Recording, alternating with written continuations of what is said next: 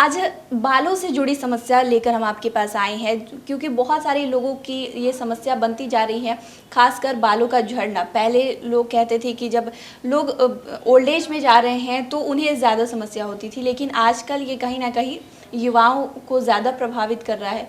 तो सबसे पहले कि आजकल बालों का इतना झड़ना क्यों, क्या समस्या आखिर है जो इतना झड़ रहा है बाल? बाल जो हैं वो हर उम्र में गिरते हैं।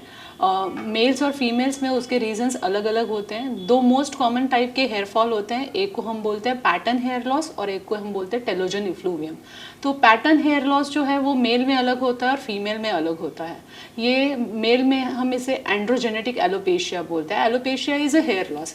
तो एंड्रोजन मतलब मेल हार्मोन्स और जेनेटिक फैक्टर, इन दोनों की वजह से बालों की जड़ें हैं जो पतली हो जाती है, धीरे धीरे पीछे हो जाती है। जो आगे वाला हिस्सा है वो पीछे चला जाता है धीरे धीरे करके। और ये समस्या हर किसी को 20 या 30 की उम्र के बाद शुरू हो जाती है उनके जेनेटिक फैक्टर्स के हिसाब से।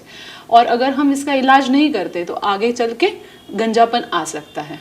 ये सबसे कॉमन चीज़ है। फीमेल्स में ये जब होता है तो ये हेयर की लाइन बनी हुई रहती है, मांग चौड़ी हो जाती है, आगे थोड़ा खालीपन लगता है। तो ये अलग तरीके से होता है, बट ये भी 30 से 40 की उम्र के साथ हर किसी को होने लगता है। अगर हम इसका इलाज नहीं करते तो ये जो प्रोग्रेशन का रेट है वो बढ़ जाता है और आगे चल के स्कैल्प की विजिबिलिटी ज़्यादा हो जाती है। बाल हमारे सुंदरता का, हमारे पर्सनालिटी का बहुत इम्पॉर्टेंट हिस्सा है जिससे हम आइडेंटिफाई करते हैं। तो इसे नज़रअंदाज नहीं करना चाहिए, उसकी समय पे जांच और इलाज करना चाहिए। कभी कभी ऐसा होता है कि शरीर में कुछ चीज़ों की कमियां रहती है, जैसे थायराइड है, हीमोग्लोबिन है। आजकल हमारी जीवन शैली ऐसी हो गई है कि खाने की चीज़ों को हम उतना सावधानी से नहीं ये करते या जंक फूड ज़्यादा खाते हैं। तो इन सब चीज़ों के वजह से महिलाओं में अनीमिया का स्तर है वो काफ़ी कॉमनली पाया जाता है। थायराइड की बीमारियां पाई जाती है। कभी कभी हमें बड़ी बीमारी हो जाती है, जैसे टाइफाइड है, मलेरिया, डेंगू। लोगों को जब कोविड हुआ था तो उसके बाद या स्ट्रेस के बाद अगर हम कोई स्ट्रेसफुल इवेंट से ही गुजर रहे हैं तो हमारे शरीर में जो बालों का साइकिल है कुछ दिनों के लिए स्टॉप हो जाता है। और हम इस बीमारी से जब बाहर निकलते हैं तो 2 से 3 महीने के बाद हेयर फॉल होना शुरू हो जाता है। जनरली 50 से 100 बाल हर किसी के गिरते हैं, ये नॉर्मल प्रोसेस है। बाल एक साइकिल में आगे बढ़ते हैं, उसके बाद कुछ समय तक वो स्टॉप होते हैं और कुछ समय के बाद वो गिरते हैं। तो 1 से 2% बाल गिरते हैं, 90% बाल बढ़ते हैं और 7 से 8% बाल सुप्तावस्था में होते हैं, मतलब वो डॉर्मेंट रहते हैं। तो ये साइकिल हमेशा चलता रहता है 3 महीने से लेके 3 साल तक, और उसमें बाल बढ़ते हैं। तो बालों में कोई भी हम जांचें करते हैं या ट्रीटमेंट करते हैं तो उसमें असर आने के लिए कम से कम 3 से 6 महीने लगते हैं, क्योंकि बालों का ग्रोथ पीरियड है वो प्रोलॉन्ग्ड है।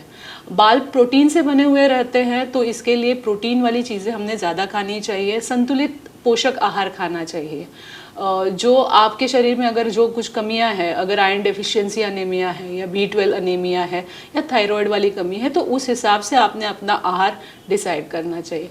कुछ सिंपल सी चीज़ें मैं बताना चाहूँगी जो हम हर किसी को फ़ायदा कर सकते हैं, जो प्रोटीन वाली चीज़ें हैं, जैसे दालें हैं, सोयाबीन है, पनीर है, स्प्राउट्स या अंकुरित चीज़ें हैं, नट्स है, अंडा है, फिश है, चिकन है। जो भी आप खाते हैं उस हिसाब से आपने हर मील में उसका ये करना चाहिए, सेवन करना चाहिए। फलें हैं, सब्जियां हैं, वो लेनी चाहिए। उसके साथ एक अच्छी जीवन शैली, एक्सरसाइज, अच्छी नींद, स्ट्रेस फ्री रहना, ये छोटी छोटी बातें हैं मगर हमारे ओवरऑल हेल्थ को अफेक्ट करती है। स्किन एक शरीर का ऐसा हिस्सा है, अगर हमारे शरीर में कोई भी गड़बड़ चल रही है तो वो स्किन में दिख जाती है।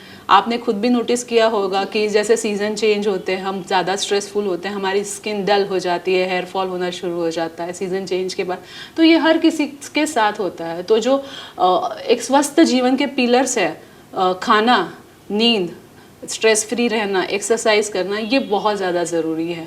और उसी के साथ आप एक क्वालिफाइड डर्मेटोलॉजिस्ट के पास जाके आपकी समस्या का निदान करवाएंगे, उसकी जांचें करवाएंगे और ट्रीटमेंट लेंगे तो over a period of time आपको अच्छा रिजल्ट मिल सकता है।